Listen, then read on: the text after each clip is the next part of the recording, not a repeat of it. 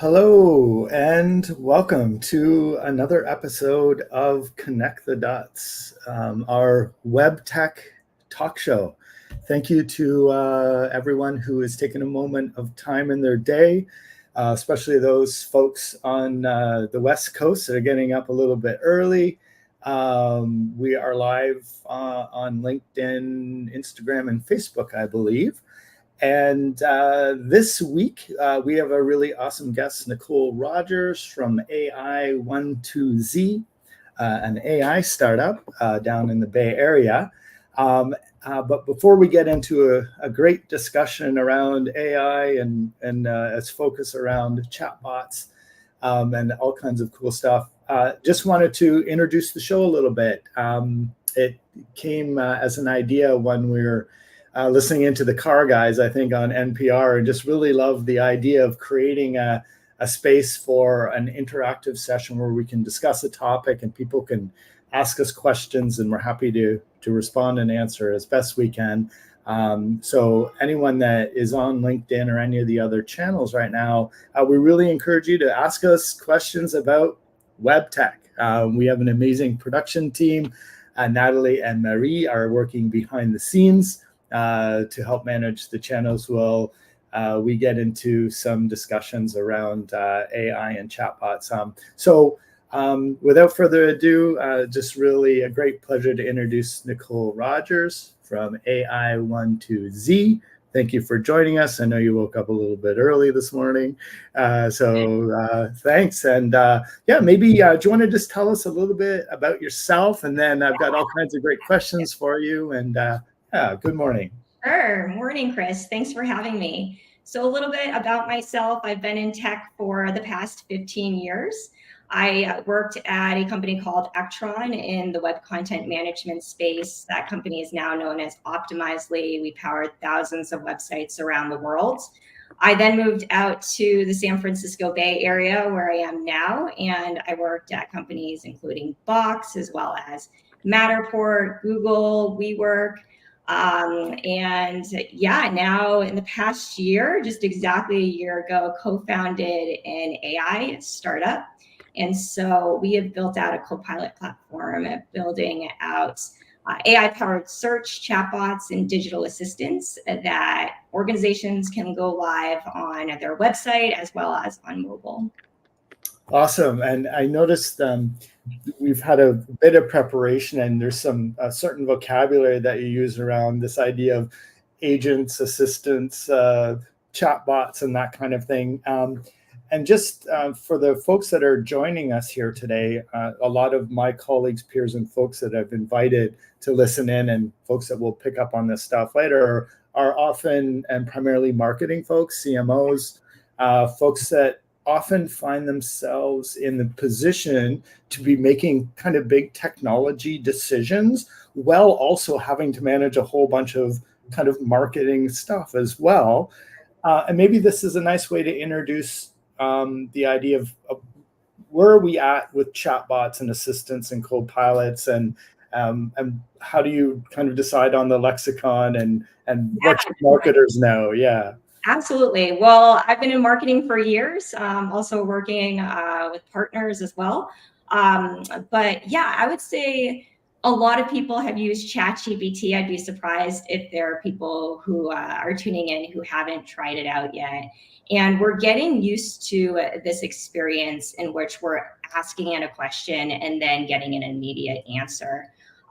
So there's that. There's also chatbots. Chatbots today, they often have a bad reputation. A lot of us have gone to a website, we've interacted with the chatbot, and it's a frustrating experience.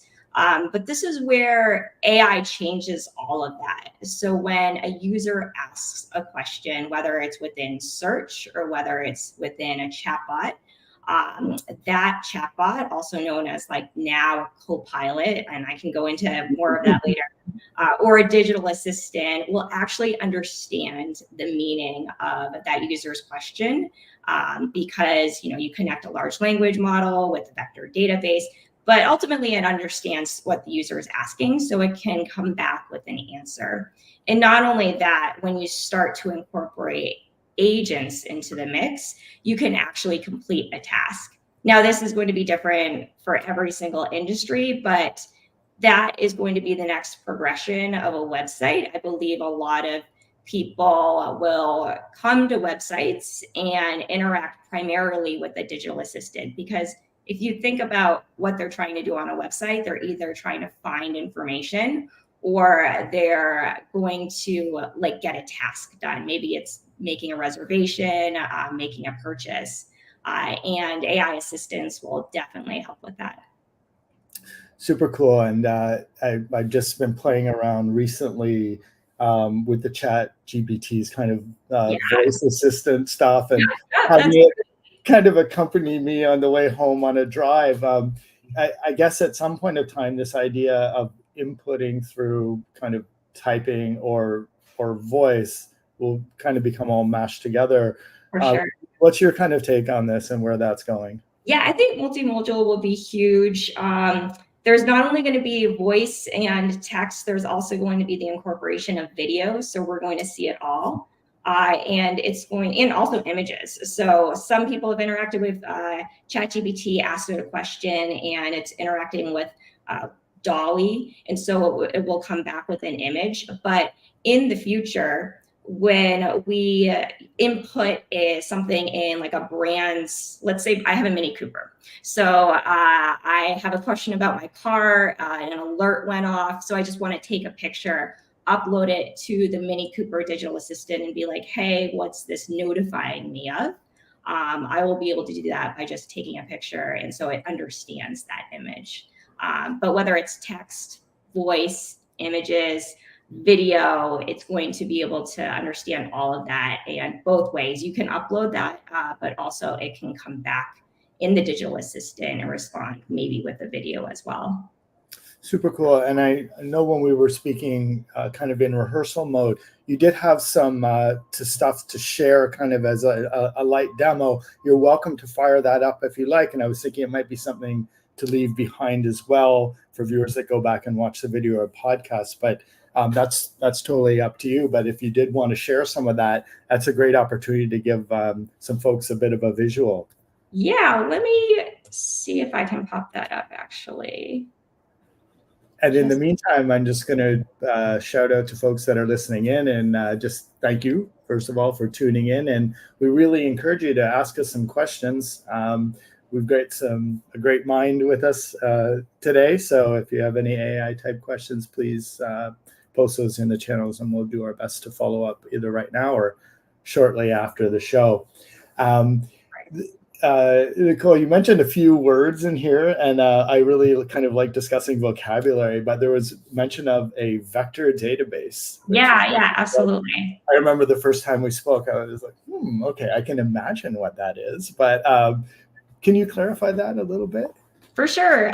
So a vector database is when, and I'm just getting this ready, but a vector database is when you're going to combine a vector database with a large language model. So first of all, think of a large language model as OpenAI, GPT, Anthropic, there's Gemini, and a large language model is filled with thousands and thousands of content, essentially. So content, code, all of that. But what makes it powerful, and we're going to go into more terminology with RAG, retrieval augmented documentation generation, is when you load all of this content into a vector database. And a vector database understands the context as well as the meaning of what people are asking. So when you type in a question to a chatbot today, many chatbots don't understand that because it's all based on intent-based models. There's decision tree logic. It takes developers months to build. But when you have a system with retrieval augmented generation and you combine that vector database with an LLM, it actually understands meaning. So basically translate a vector database to understanding meaning so that it can find the content related to your question in order to answer it and come back with the answer. Cool. And that's what your company develops, curates, builds? Yep, exactly. Yeah, cool. So I'm just going to share my screen. I got this ready. Amazing. Can you see this now? 1 second. I'm just going to pop that up with us here. Yeah, thank you for sharing that. Awesome. Awesome. All right, so we have a hotel website. This is the Kalani Resort. And for those who are just listening, I'll speak to this as well. But imagine landing on a hotel website where, okay, we've decided to take a trip to Hawaii, and I have some questions to this hotel. So I'm going to go here. You could also see the chatbot here. But I'm going to ask things like directions from the airport. And so what I'm doing here is I'm asking this AI-powered search this question, and it's coming back with an answer. And it knows that it's the directions from the Kona International Airport. So this is the closest airport to the hotel. And then I can open this in Google Maps if I want to. So let's say I'm on my mobile device. And what this chatbot is doing here, again, you can call this a chatbot, you can call it an AI assistant or a co-pilot. It's connecting to an agent. In this case, it's talking to Google Maps. Well, let's ask a follow-up question or a different question. Can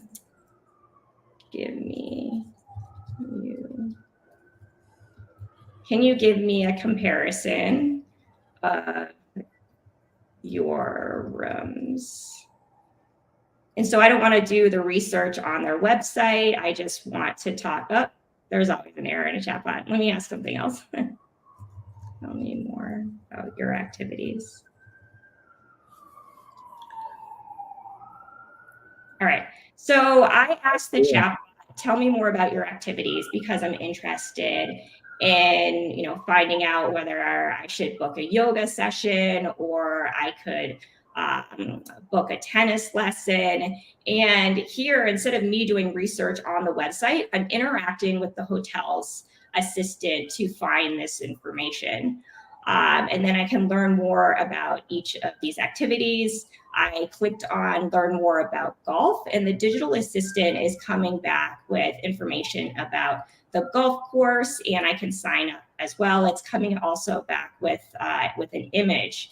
So I can sign up for golf, and then I can pick a time. And so what we've done here is we've integrated forms into this as well. So you can see how this is just a hotel example, but you can imagine how this goes across all different industries. So with this, as marketers, I think this is important to say, as marketers, we're always trying to move customers further along in their customer journey. So how do you make them convert more? How do you increase conversion rates? How do you have them spend more money? And with the digital assistant, in this case on this website, it's pretty much becoming a personal concierge for me. I can book activities. I can look up nearby restaurants. I can look up movies through a movie agent we have. So this is just like a simple demo of what you can do on a website with the hotel industry, but the same applies for like education or retail. You're interested in shopping for retail products. Can you give me a comparison between, let's say, these different coffee machines, for instance, and the digital assistant will answer those questions for you versus you taking minutes, 30 minutes, 45 minutes to do that research yourself. Mm-hmm. Super cool. And I think based on our last chats, I got thinking about where can we implement this technology in like ideal use cases for some of our customers. And something that I've been kind of playing with out loud is one of our customers is a large pizza chain up in Canada, or here in Canada. And what I've noticed is that, no matter how optimized the experience in the app or the website is, to order dinner for a family of 4 takes about 15 minutes. Like you have different toppings on your pizza and sauces. Right. You're customizing your whole thing.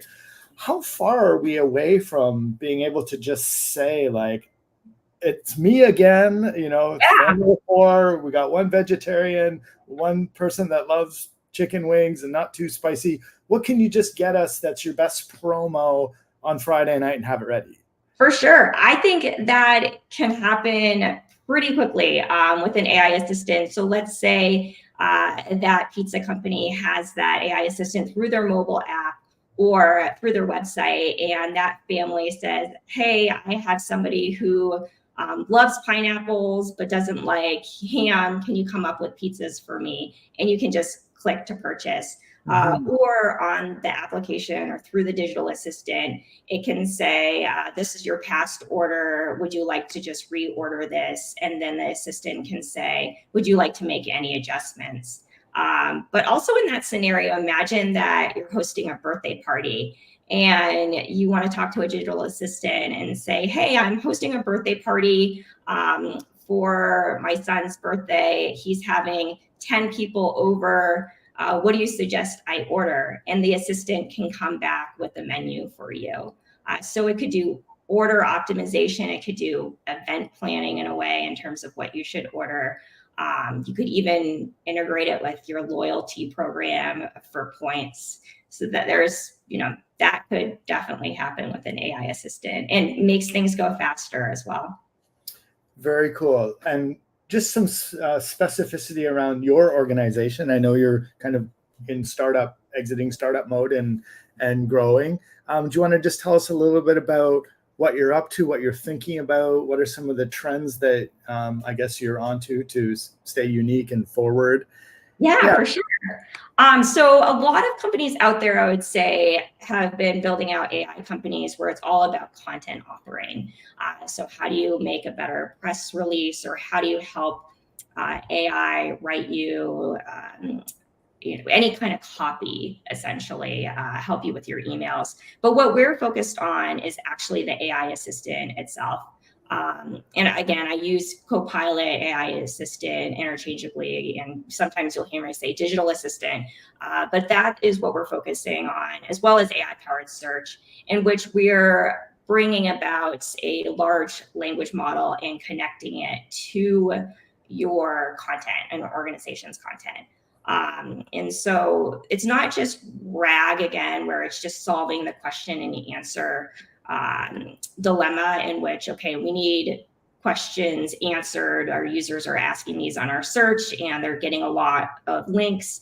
We're all used to that with Google. We ask Google a question and then we get thousands of results back for links. But now it creates a summary within your organization's site in terms of answering the question. But then how do you take that call to action? So I think top of mind for us would be, as marketers, we really want to move people forward in terms of making a purchase or helping them achieve some sort of goal of theirs in order for that organization to increase their conversion rates.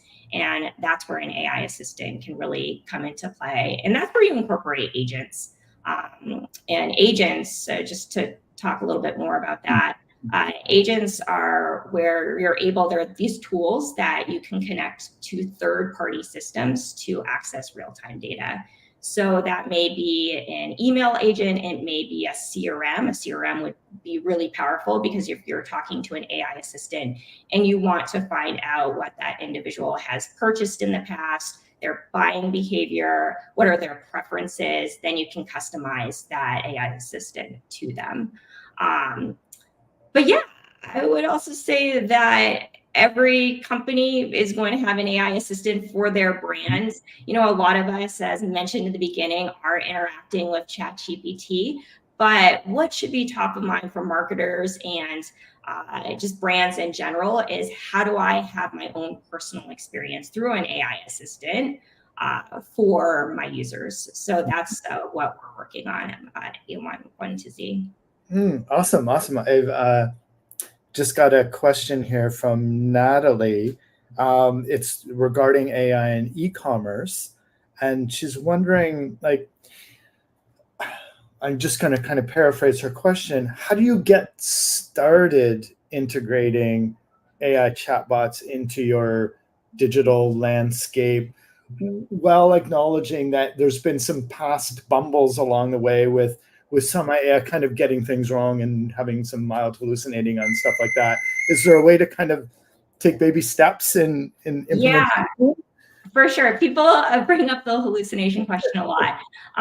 So it's all about guardrails, right? You can tell an AI assistant how to behave. And that's the powerful thing about RAG, in which you're basically telling the assistant only leverage my content. And to answer your question in terms of how do you get started today, I would say just start with the simple Q&A chatbot, in which customers are coming to your site, they're asking questions, be able to answer those quickly, and you can go live with that chatbot on your site today.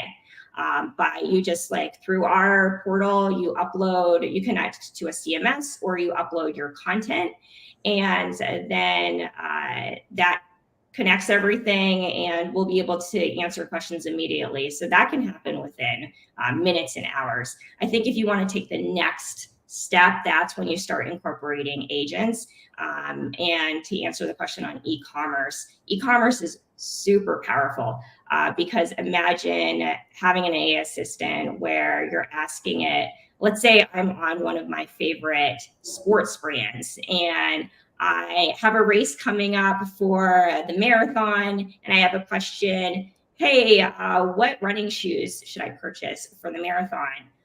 I'm interested in stability shoes. What do you recommend? And the AI assistant can come back saying, oh, here are 2 suggestions.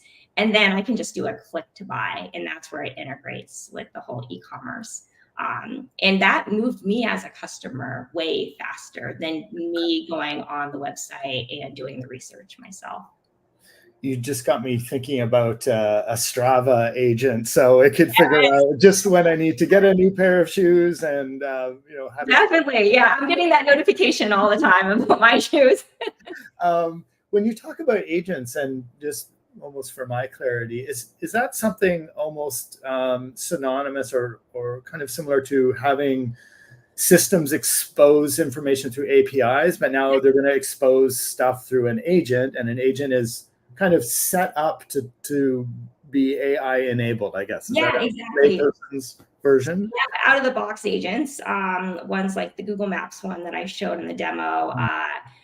There's others as well, email integration, CRM. But then any organization can build an agent through a webhook, and it just takes a JSON REST API that you connect with, and so then it can connect to any backend system. But again, think of an agent as a tool that is connecting to a third-party system where you can access that real-time data. And it brings that it talks to the digital assistant to bring that data in. So then the digital assistant is much more knowledgeable. And that's where digital assistants are going. Instead of just answering questions, they're becoming really knowledgeable in terms of, okay, I understand the user's questions, but how can I help them achieve what they want to accomplish on this website, on this mobile app? Yeah, you just got me thinking. We're a Salesforce shop. We work with Pipedrive, HubSpot. We understand all of these CRMs. I was just thinking, wouldn't it be nice if I could just ask it, who haven't I spoke with or met with in the last year? Right. Here, these people. Could you please say hi for me and apologize for my latency in getting reconnected? So that I can see where it's going. On the other hand, what are some things that organizations should kind of watch out for, or maybe curb their enthusiasm around AI? Are there kind of things to be considerate of? I would say people are often wondering, they're a little bit wary of AI, but I always take the route, look at this as an opportunity, because if you don't move forward with AI, you're probably going to get left behind. It's also, you can leverage AI to do a lot. You can automate workflows. You can, just in general, this is beyond the AI assistants, but helping you be more efficient in your job. So in terms of what to look out for, how do you take it as an opportunity to move forward ahead? Okay, yeah, I see it kind of went from creating cool images and writing copy, like you said, to kind of having agents where I kind of consider that the action Yes, stage, where you could get exactly. something, it could accumulate some stuff and output, and now it can kind of start actioning and triggering things through Right. its knowledge of patterns. Um, do you see any kind of impact on devices and how we kind of carry things around in life? I Oh, know yeah. Apple has its like new OS with Apple Intelligence, and I don't know if that's just marketing or high impact, but do you see any kind of hardware device Well, going on? I believe that every brand that we interact with is going to have an assistant on the device. And maybe, right now it's apps that we use, like Strava, for instance. But whether it's a retail brand, whether it's a hotel brand, whether it's even like a university site, or university in general, I could interact with an AI assistant through my mobile device. So if you think of the future, you want immediate answers, but you also want to get something done. And so why not do that right from your mobile? In addition to your desktop, for sure. But I think the future is going to be, you're going to be interacting with these AI assistants through the power of agents right from your mobile device. So we're going to be using it every single day.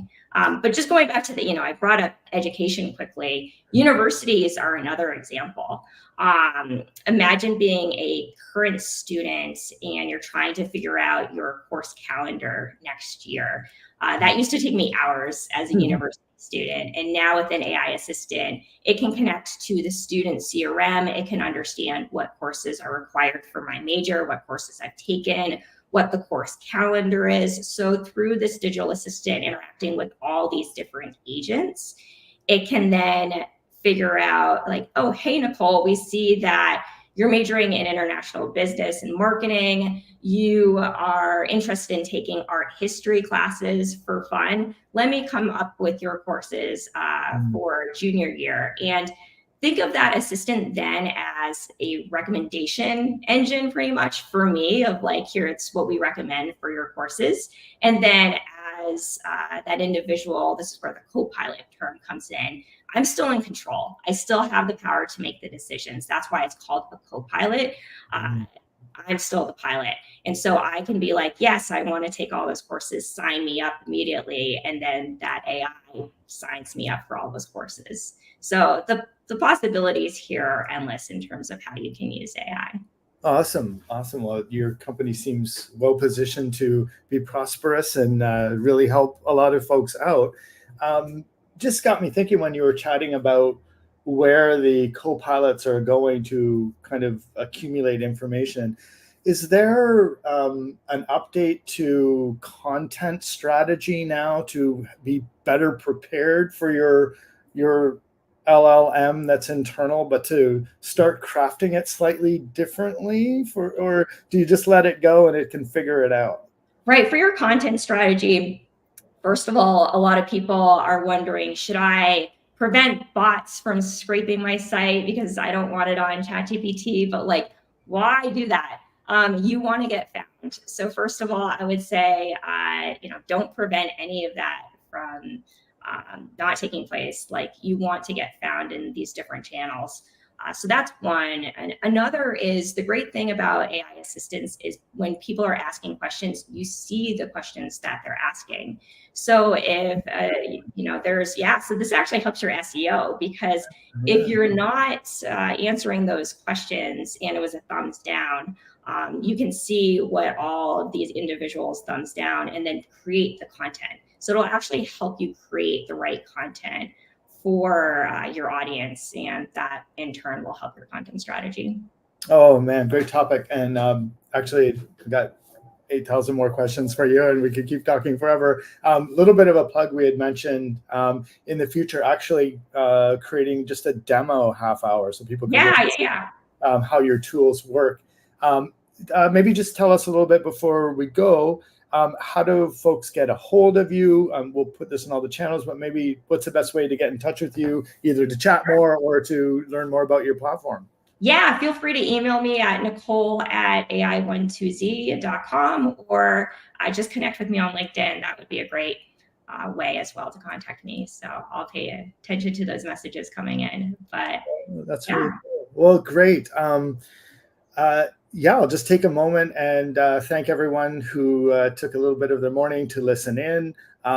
We leave the LinkedIn channel open if you do have some follow-up questions. I promise we'll get back to you. We'll do our best to get answers. We'll put Nicole's LinkedIn information in there as well, and how to get a hold of her and her company. Just a shout out to Marie and Natalie in the back end of things for helping us out and getting us through some little technical hiccups this morning. You guys are awesome. And thanks, everyone. Have a great day. And we'll look forward to seeing you in a couple weeks. thanks, Chris. Awesome.